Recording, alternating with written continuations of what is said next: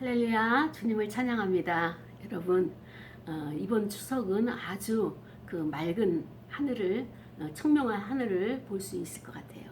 그리고 또 우리에게 이렇게 풍성한 과일과 또 모든 먹거리를 주신 하나님께 우리가 감사를 드리면서 모든 사람들이 여기에 동참할 수 있는 그런 은총, 그런 복이 임하는 추석 명절이 되기를 원합니다. 이 시간에도 이동하시는 분들이 계실 거예요. 또 여러분의 모든 그 차량의 안전 운행과 또 하나님께서 여러분의 마음을 평강으로 채우셔서 만나는 사람마다 축복할 수 있고, 만나는 사람마다 우리가 수용할 수 있고, 또 그들과 소통할 수 있는 그런 마음밭이 되기를 여러분을 위해서 기도를 하겠습니다.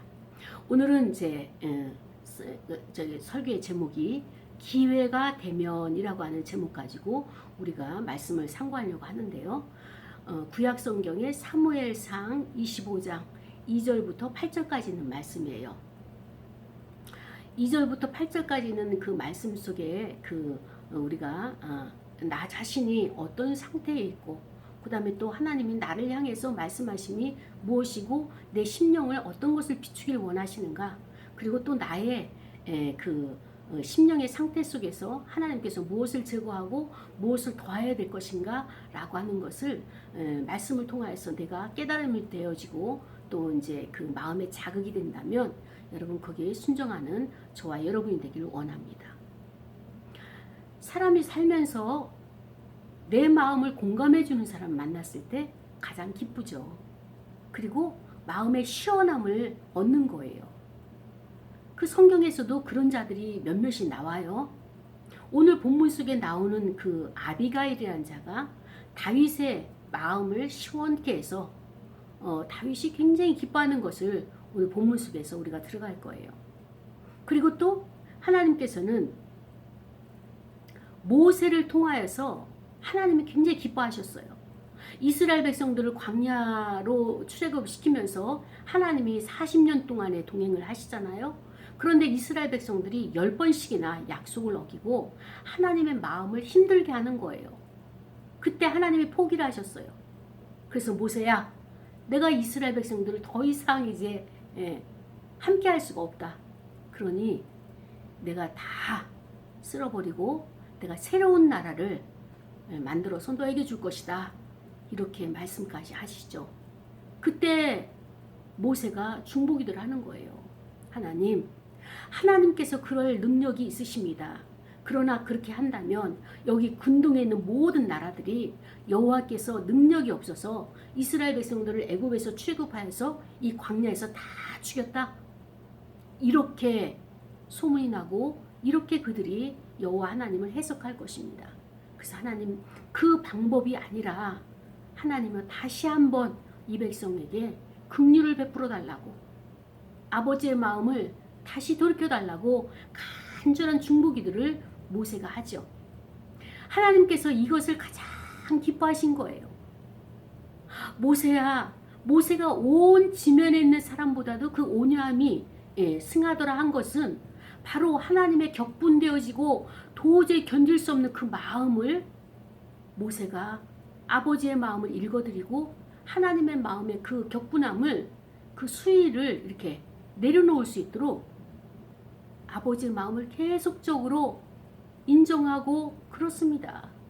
이 백성이 그렇습니다. 그러나 아무리 그래도 하나님께서는 너그럽고 자비롭고 은혜롭고 노하기를 더디하시는 하나님의 성품이 있지 않으십니까? 라고 하면서 하나님의 그 안에 있는 성품들을 다 끌어내는 거예요. 그때 하나님께서 너무 기뻐하시는 거예요. 그래서 끝까지 모세와 함께 하시면서 모든 지면에 있는 사람보다도 그 온유함이 승하다라고 그 모세를 인정을 해주고 계시죠. 자, 그렇다면 오늘 저와 여러분에게는 어떤 것으로 그리스도를 기쁘게 해드릴까? 저와 여러분은 그리스도의 제자잖아요. 또 저와 여러분은 그리스도인들이잖아요. 하나님의 말씀을 살아내는, 율법을 지키고 그것을 어떻게 합니까? 완성시키고 열매로 올려드리는 그런 의무를 저와 여러분이 가지고 있단 말이죠. 그렇다면은 우리는 누구를 감동시킬까요? 예, 당연히 하나님 앞에 영광 돌리죠. 그러나 우리는 그리스도의 마음을 감동시켜서 하나님께서 모세를 칭찬하시고 다윗이 아비가일을 칭찬하듯이 오늘 이 말씀 속에서 내가 어떻게 하여야 그리스도를 감동시킬 수 있을까? 내가 어떻게 하여야 나의 삶이, 나의 행동이, 나의 생각이, 나의 언어가 하나님께 영광이 될 수 있을까? 라고 하는 이 관점을 가지고 오늘 말씀 속으로 들어가기를 원합니다. 2절에 보니까 마온에 한 사람이 있었다. 그런데 그 사람이 갈멜에서 생업이 뭐냐? 육축하는 자, 가축을 많이 치는 그런 사람이란 말이죠. 근데 그의 표현, 그를 수식하는 용어가 뭐냐면은 심히 부자라는 거예요. 굉장히 자산이 많다는 거예요.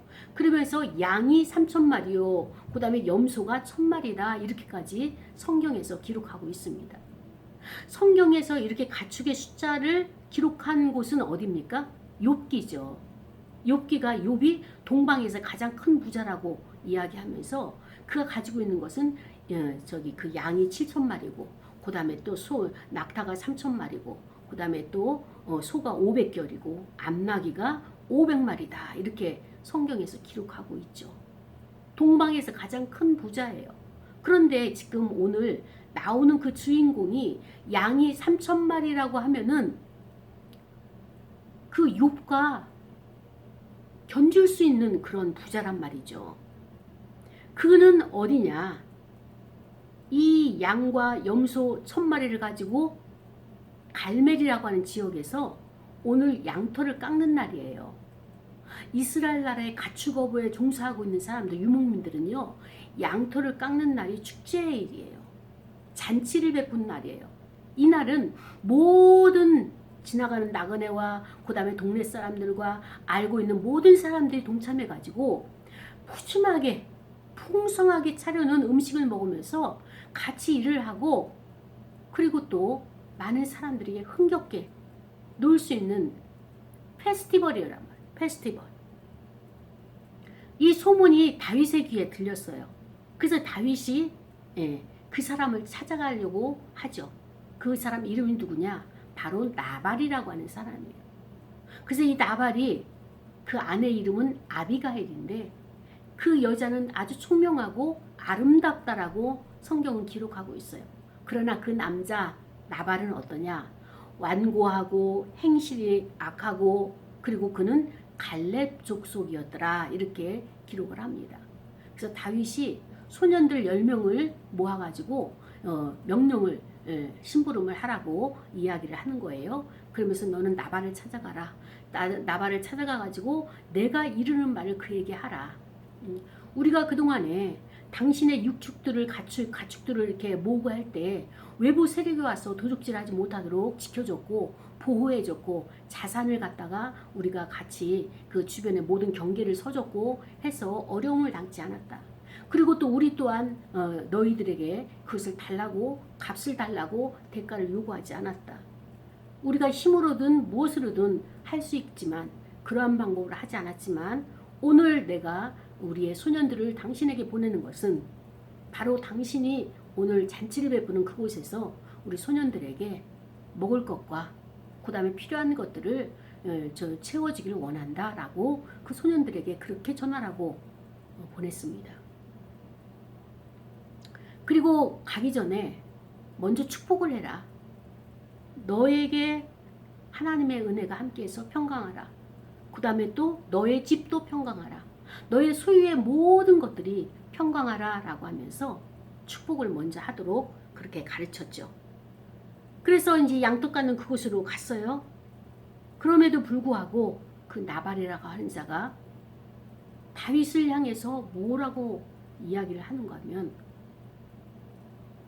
마치 다윗을 향해서 주인의 집에서 주인은 이 나발이라고 하는 자는 사울 왕이 주인이에요. 주인의 집에서 종으로서 제대로 그 직분을 감당하지 못하다가 뛰쳐나온 자가 나는 그런 자를 도울 수가 없다. 돕고 싶지가 않다. 차라리 주인을 도우면 도왔지 그렇게 적응하지 못하고 뛰쳐나온 당신에게는 한 푼어치도 돕고 싶지가 않다라고 하는 의미로 이 전달을 한 거예요. 다윗의 마음이 격분됐어요. 그래서 칼 있는 자들은 모두 칼을 차고 그 다음에 또 모든 칼 쓰는 자들을 데려다가 이제 그 집을 공격하려고 준비를 하고 있는 태세가 되었죠. 그런데 이 다윗이라고 하는 인물을 보게 되면 다윗은 어떤 상태에 있는가 하면은 마침 24장 사무엘상 24장 말에 보면은 또 25장 1절에 보면은 사무엘이 죽었던 해예요. 사무엘이 죽고 나서 이 일이 발생한 거예요.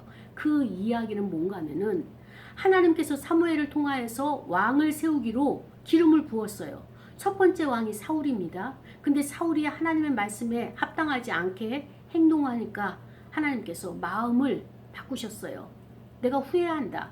새로운 왕을 기름 부어야 되겠다. 그때 사무엘이 다윗을 발탁을 해가지고 하나님이 이자다 해서 기름을 부었어요. 사울왕이 이것을 알고 다윗을 계속 공격하고 못살게 그를 죽이려고 추적하고 해서 지금 거기를 나와가지고 다윗이 이렇게 돌고 돌고 도망다니다가 오늘 마온이라고 하는 그 동네 또 그곳에서 또 뭐예요? 갈멜이라고 하는 그 작은 동네에서 이 다윗이 살고 있는데 다윗을 따르는 무리가 600명이에요. 엄청난 숫자죠. 어떻게 보면은 다윗은 왕으로서 기름 부음을 받았고 또 사울도 그것을 인정을 했어요. 그러나 현실적으로 왕을 둘을 둘 수가 없다라고 해가지고 사울이 다윗을 죽이려고 하죠. 이 위협을 알고 다윗이 도망을 나온 거예요. 말이 도망을 나왔고 말이 다윗 왕이지. 현실은 어떻습니까? 노숙자인 거예요. 노숙자. 끼마다 때마다 600명을 먹여 살려야 하는 이런 책임을 지은 이 다윗. 때가 돌아오는 것이 엄청 부담스럽죠. 600명의 병사가 군사가 장정들이 이것을 먹어야 되는 그 양은 어마어마한 거죠. 그래서 이제 다윗이 나발이라고 하는 그 집에 가가지고 그 양털 까는 그곳에 가서 그 지역의 가장 부자니까 이야기를 했어요. 우리가 강제로 이것을 할 수 있지만 그렇게 비인격적으로 하지 않는다. 다만 우리의 부하들이 먹을 수 있도록 선처를 해달라. 너의 가진 것을 좀 나누라. 이렇게 이야기를 했죠. 그 즉시 돌아온 답이 나발의 그 성향이에요. 나발은 굉장히 정치적인 사람이고 정치에 굉장히 심취하고 깊이 있게 알고 있는 사람이에요. 지금 우리가 살고 있는 나라는 사울왕이 통치하는 나라다. 지금 왕은 사울왕이다. 근데 당신이 사울을 이어서 왕이 될 자라는 것을 우리는 알고 있지만 당신은 지금 사울왕 밑에 가서 훈련을 받고 그 다음에 또 승계 수업을 해야 되고 그런데 너 스스로가 그 문화 또 그 조직 여기에 적응을 못하고 뛰쳐나온 거 아니냐. 그리고 이제 몇백 명 데리고 다니면서 이렇게 순례를 하면서 우리들에게 돈 있는 자들에게 와가지고 그 지역 유지들에게 와서 이렇게 손을 내민다면 내가 어떻게 당신을 지원하고 후원을 해줄 수 있느냐. 우리는 반듯한 사람. 지금 현재의 권력을 가지고 있고 현재의 힘을 가지고 있는 그런 자는 후원할 수 있어도 당신같이 미래가 보장되지 않는 자에게는 후원해 줄 수 없다라는 의미로 다윗에게 전가를 보낸 거예요. 그렇지 않아도 이 다윗은 사무엘이 기름 붓고 나서 곧바로 왕이 될 줄 알았죠. 그러나 그의 코스는 어떻습니까? 그 지역을 두루두루 다니면서 헤레스풀이나 롭 땅이나 이 모든 것을 두루두루 다니면서 전전긍긍하는 이런 신세가 되리라고 생각을 못했죠. 그러나 현실의 다윗은 어떻습니까? 그 나발이라고 하는 이름 자체가 어떤 이름인가 하면은 어리석은 자 이런 거예요. 미련한 자라는 뜻이에요. 우리가 여기서 속단할 수 있는 것이 어리석기 때문에 미련하기 때문에 왕을 왕답게 알아보지 못하고 이렇게 처신하는구나 이렇게 생각하면 오산이고요. 이 나발은 그 혈통이 그 갈렙 여호수아와 갈렙 이렇게 두 정탐꾼이 하나님의 이 편에 선 그 긍정적인 정탐꾼이잖아요. 이 갈렙의 후손이에요. 근데 나발이 어떻게 해서 이렇게 거부가 됐느냐? 아마 그것은 갈렙으로부터 내려온 모든 그 집안에 재산이 많았기 때문에 이 나발이 거기에서 그 모든 것을 가질 수 있는 그 거부가 될 수 있는 그런 조건, 배경들이 있었다는 것을 우리가 알아야 됩니다. 그런데 부모들이 그때나 그 지역이나 우리나라나 예전에 보면은 이런 것 있잖아요. 하나님을 잘 알지 못했을 때는 내 아들이 4대 독자이기 때문에 그 악한 것이 틈타서 이 해를 하지 못하도록 그 이름을 어떻게 합니까? 천한 이름을 쓰는 거예요. 특히 또 이제 그 딸만 낳는 집에 있어서는 딸을 이름을 말년이라고 짓는 집들이 있죠. 그 얘기는 뭐예요? 끝순이 말년이 더 이상의 딸이 아니라 이제부터는 아들을 낳아야 된다는 그런 의도로 그렇게 이름을 짓는 경우가 있어요. 이와 마찬가지로 이 지역에서 부잣집 아들이기 때문에 이 나발이 악한 자가 와서 이 나발을 해하고자 하면 안 되기 때문에 그의 이름을 악한 자가 건드리지 못하도록 천한 이름을 이렇게 사용했다고, 그 이름을 붙여줬다고 부모가 그렇게 했다라고 하는 이 배경을 보면서 이 부모조차도 여호와 하나님을 신뢰하고 그 믿음으로 살아온 그 부모가 아니라, 물론 갈렙 족속의 혈통이지만 이렇게 비신앙적인 생활 가운데서 자란 이 나발이 어떻게 여호와 하나님을 알겠는가라고 하는 것을 우리가 이제 배경으로 갖고 이 말씀 속으로 들어가기를 원합니다. 우리가 나발이라는 인물에 대해서 우리가 지금 함께 나눴어요. 자, 그러면 나발의 아내는 누굽니까? 아비가일이에요. 근데 이 아비가일이 어떤 사람인가를 우리가 이제 들어가 보길 원해요. 그 아비가일은 보니까 총명하다고 했어요. 그 여자는 아주 총명하다. 어떤 것이 그렇게 총명했을까? 자, 보세요. 그날 그런 일이 있고 나서 그 집 하인들이 사시나무 떨듯 떠는 거예요. 왜? 다윗은 왕이거든요. 지금 현재는 사울이 왕의 그 업무를 하고 있지만 곧 후임자로서 2세대 왕으로서 다윗이 등극을 할 터인데, 이 다윗을 나발 주인이 그렇게 보낸 것을 다 알고 있어요. 큰일 났다. 이 집에 문제가 생기게 생겼다. 이 가문에 이제 이게 살아남지 못하겠다라고 하는 위기감을 느낀 거예요. 그래서 이 사건을 누구하고 상의하느냐? 아비가일하고 상의를 하는 거예요. 주인 나발에게 이렇게 하면 안 됩니다 라고 그걸 호소하는 것이 아니라 아비가일에게 하루 있었던 이 모든 일들을 상의를 했어요. 그때 아비가일이 많은 음식을 준비해 가지고 고기와 떡과 그 다음에 또 과일과 이런 것을 나귀를 타고 다윗이 있는 곳을 찾아갑니다. 그러면서 이 아비가일이 다윗이 지금 분해가지고 칼을 차고 이제 쳐들어오려고 지금 막 준비를 하고 있는 그런 상황이죠. 아비가일이 가지고 있는 모든 것을 다 내려놓고 다윗 앞에 엎드린 거예요. 그러면서 종이 저희 남편으로 인해서 다윗 왕이 마음이 심히 상한 것을 제가 압니다. 다윗 당신은 그냥 왕이 아니라 하나님께서 이 땅을 통치하시는 신정 왕국을 세우시는 거기에 하나님께서 친히 기름 부으시고 선택하신 왕이십니다. 다른 사람들은 인정하지 않는다 할지라도 여종의 눈에는 당신만큼 하나님의 신임을 받은 자가 없습니다.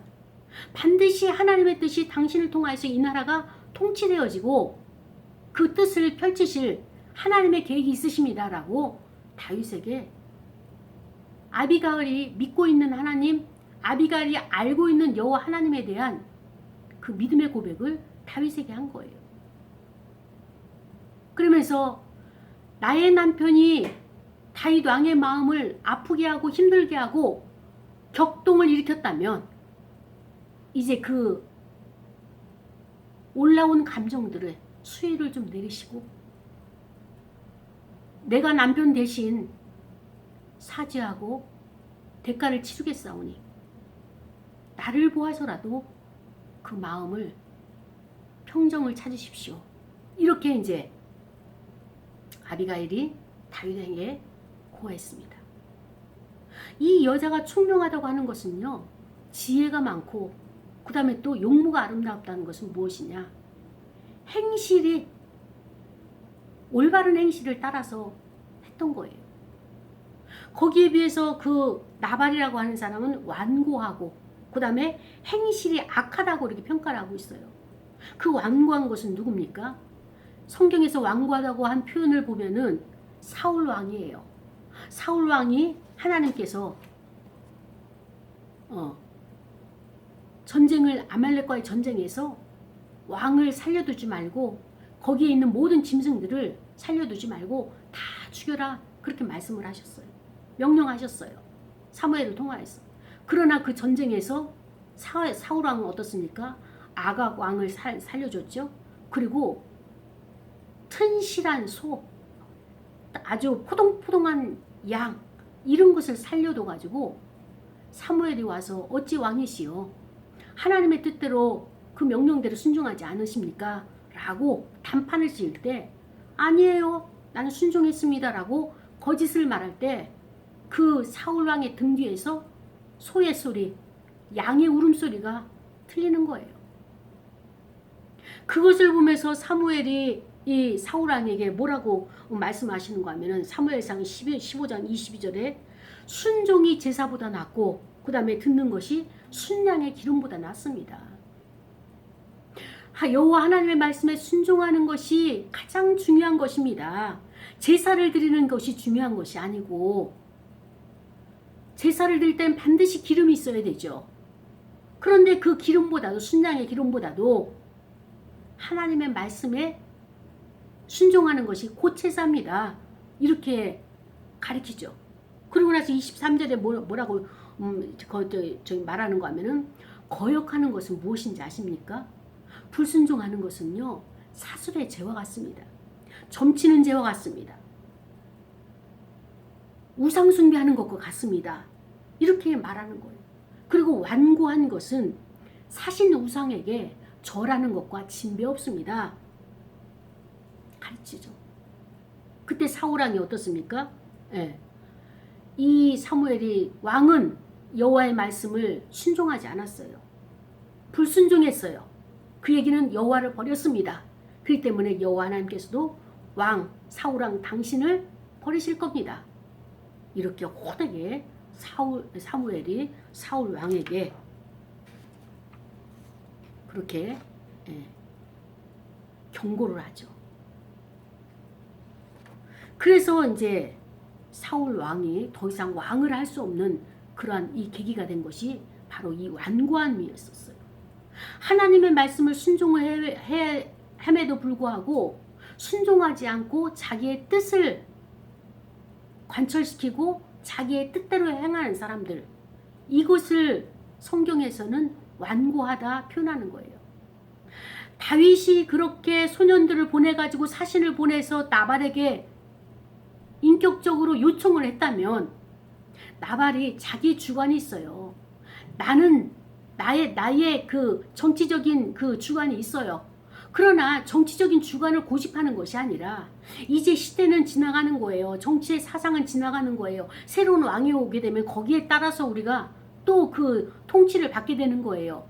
이런 유연한 사고가 되었더라면 이렇게 선을 긋지 않았을 텐데 그 유연한 사고가 되지 아니하고 내가 지금 기득권에 있고 내가 이 지역에 가장 갑부기 때문에 이것이 영원히 갈 줄 알고 그 사고를 바꾸지 아니하고 그것을 가지고 가다 보니까 융통성이 없고 고집이 세고 완고하니까 점치는 것과 같고 사술의 죄와 같고 우상숭배하는 것 같으니까 하나님께서 그를 내버려 두시겠냐고. 어쩌면 지금 이 많은 재산을 유지하고 살아왔던 것도 아비가일이라고 하는 이 여인이 자기의 남편의 특성을 알기 때문에 많은 사람들에게 이렇게 그 남편의 행하는 그 모든 것들을 수습을 하고, 그 다음에 또 이 하인들도 주인과 상의하지 아니하고 그 여주인과 상의하는 것을 보십시오. 우리가 살고 있는 이 시대도 마찬가지예요. 저와 여러분이 다른 사람이 직장에서 아니면 사업의 파트너로서 아니면 주변에서 교회에서 가족들이 문제가 있고 어려움이 당하게 되면 찾아와서 상의를 합니까? 나는 다른 사람을 상담해주는 그런 상담자로서 인정을 받고 있습니까? 아비가일이 어떤 인생을 살았는지 어떤 생활을 하고 있는지 보여지는 거예요. 누구나가 와서 자기의 마음을 풀어놓고 그리고 그 이야기를 할 때 아비가일이 다 들어주고 상담을 해주고 공감을 해주고 소통해주는 그런 창구의 역할을 감당하는 것이 아비가일이에요. 이 시기가 얼마나 많이 이런 그 사역을 했는지 훈련이 되어져서 이제는 왕을 상대로 해서 격분해가지고 이 수위를 늦출 수가 없는 그 상황 가운데서 아비가일은 다윗의 마음을 시원케 해주는 이런 왕의 마음을 감동시키는 이런 상담자가 되어져 있던 것입니다. 사랑하는 여러분, 남편 나발이 얼마나 그 괴팍한 사람인지 그를 품고 그를 공감해주고 그의 마음을 계속적으로 수발을 들다 보니까 이 아비가일은 마음의 그릇이 모든 사람의 형편을 이해하고 그 횡포를 부리고 감정이 그냥 노골적으로 나왔을 때 그것을 다 받아낼 수 있는, 끌어낼 수 있는 그런 역량 있는 상담가로 변해 있는 아비가일을 볼 수 있습니다. 사랑하는 여러분, 그렇습니다. 종들이 인정하는 아비가일. 그러나 성경도 아비가일을 총명하고 용모가 아름답다라고 이렇게 표현하고 있는 거예요. 또 우리는 다윗의 실수를 볼 수 있어요. 물론 이제 다윗이 위치적으로는 지금 왕의 위치가 되죠. 앞으로 이제 실세의 왕이 되겠지만은, 그러나 아무리 자기의 뜻이 관철되지 않는다 할지라도 칼을 들고 가서 또 피를 흘리려고 하는 이 찰나에 하나님께서 다윗을 얼마만큼 사랑하시는가 하면은 아비가일을 등장시켜서 그 마음을 딱 잡는 거예요. 힘으로 말하면, 이 기술을 연마하고 훈련시킨 것으로 말하면 이 한 주먹거리도 안 되는 거란 말이죠. 절제했어요. 참았어요. 인격적으로 대우를 해줬어요. 그러나 좀 힘있다고 교만해서 왕까지 그냥 자기 발 아래 밟아버리는 나발을 보면서 현실적으로 가장 시급한 것은 일용할 양식을 거부하는 것을 보면서 다윗의 마음이 이 생활의 염려로, 일용할 양식의 부재로 감정이 올라오고 말았습니다. 그래서 그를 죽이려고 칼을 뽑는 그 다윗의 이 행동, 이 사고, 생각들. 생각은 씨앗이에요.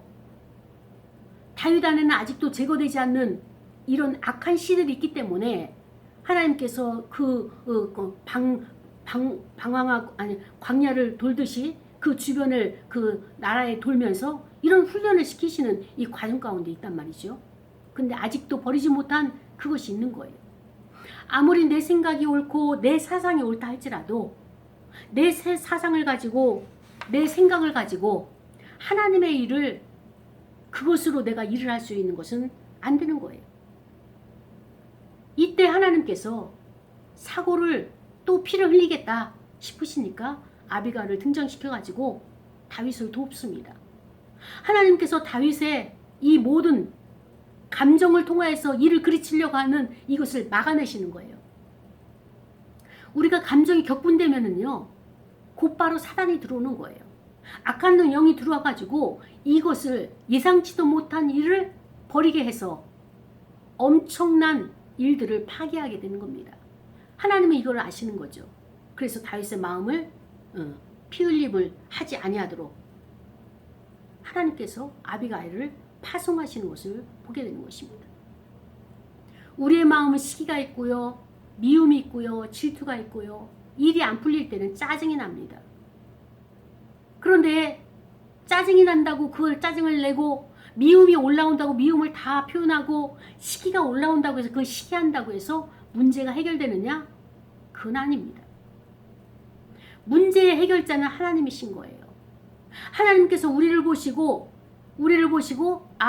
이 정도면 이쯤 되면 나의 것을 맡길 수 있겠다라고 허락하실 때, 하나님이 오케이 하실 때 우리의 비전이 됐든 우리의 직업이 됐든 우리의 경제가 됐든 질병의 문제가 됐든 그런 것에서 해방시켜 주시고 우리에게 맡겨주시는 거죠. 그것이 더디온다고 내가 화를 낼 문제도 아니죠. 화낸다고 될 문제도 아니고, 하나님은 우리의 감정을, 우리의 정서를 얼마만큼 다스릴 수 있는가, 이거를 지금 재보고 계시는 거예요.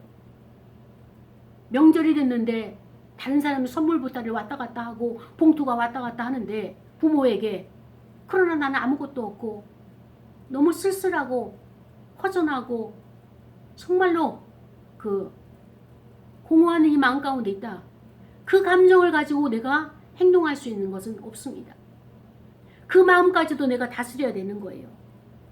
미움이라고 하는 것, 형제들끼리 만나면 또 가족 사이에서 친척 간에 시기질도 일어나죠. 돈을 많이 벌었다, 진급했다, 그 다음에 좋은 대학들을 갔다, 그 다음에 또 좋은 데 취직을 했다. 이런 들려오는 소리들은 우리의 마음을 격동시키기에 충분한 거예요. 우리 사회에는 나발과 같은 사람들이 많이 있잖아요. 니까짓기 하는 게 무엇이라고. 왕 같지 않은 왕이 거지가 돼가지고 나에게 와서 나에게 도움을, 후원을 해달라고 요구한다? 그런 자에게 나는 후원해 줄 수가 없지. 노골적으로 이렇게 짓밟고 무시하는 그런 자들이 얼마나 많이 있습니까? 여기에 현혹돼서는 안 된다는 거예요.